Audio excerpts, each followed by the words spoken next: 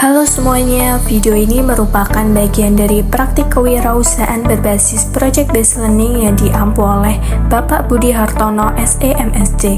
Melalui mata kuliah ini, mahasiswa dituntut untuk merancang, menjalankan, serta mengevaluasi sebuah kegiatan usaha secara langsung sebagai bentuk penerapan teori kewirausahaan.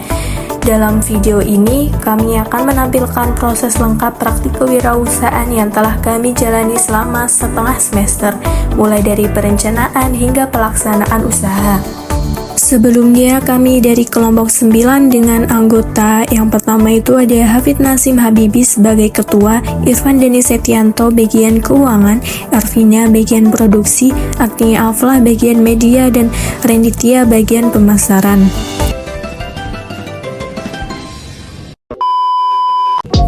Di awal kami memulai diskusi untuk mencari ide usaha. Awalnya kami sempat mempertimbangkan olahan pisang dan wonton karena bahan bakunya mudah ditemukan. Namun setelah melihat referensi dan kondisi pasar, kami merasa pesaingnya cukup ramai. Dari situ kami mencari alternatif bahan lokal lain yang mudah diakses, yaitu ubi ungu. Pada tahap ini, kelompok kami melakukan observasi langsung pada 4 UMKM. Observasi pertama dilakukan pada usaha bola-bola ubi. Kemudian bola-bola ubi di tempat yang berbeda. Dilanjutkan di UMKM bol ubi ungu. Dan yang terakhir di lumpia ubi ungu. Setelah melakukan survei lapangan di Magelang, kami melihat bahwa olahan ubi dalam bentuk dimsum masih jarang. Karena itu, kami menggabungkan konsep dimsum dengan ubi ungu dan mengembangkannya menjadi Purple Bit Dimsum. Produk ini kami tawarkan dengan 2 varian rasa, keju dan coklat, dengan harga 10.000, serta sistem pre-order agar produk tetap hangat dan kualitasnya terjaga.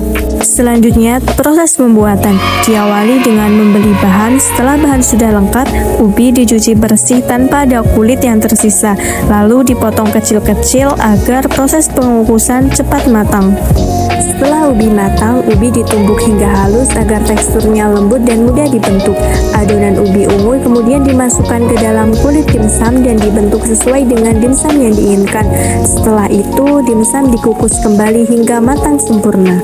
Dimsum yang telah matang kemudian diberi topping berupa coklat leleh maupun keju, kemudian dikemas semenarik mungkin.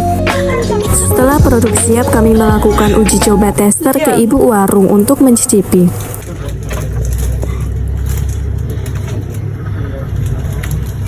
Dari hasil pencicipan tersebut diperoleh ulasan yang cukup baik.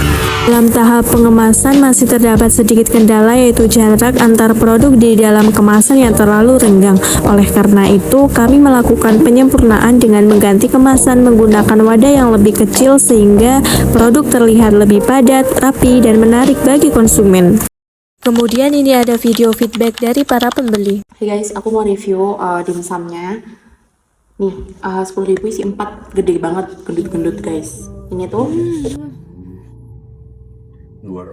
Jadi ini rasanya baik dan dicampur sama kejunya sangat enak sekali guys. Wajib coba. Enak banget, coklatnya juga nggak pelit, terus nggak enak, milky banget.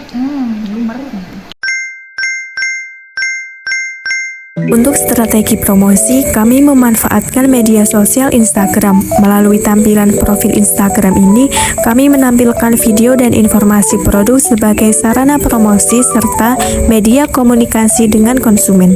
Dokumentasi ini menunjukkan penjualan nyata produk kami sebagai bukti terjadinya transaksi langsung. Untuk keuangan, kami memulai usaha ini dengan modal awal 300.000. Dari proses penjualan yang kami lakukan, total omset yang berhasil kami capai sebesar 1.240.000.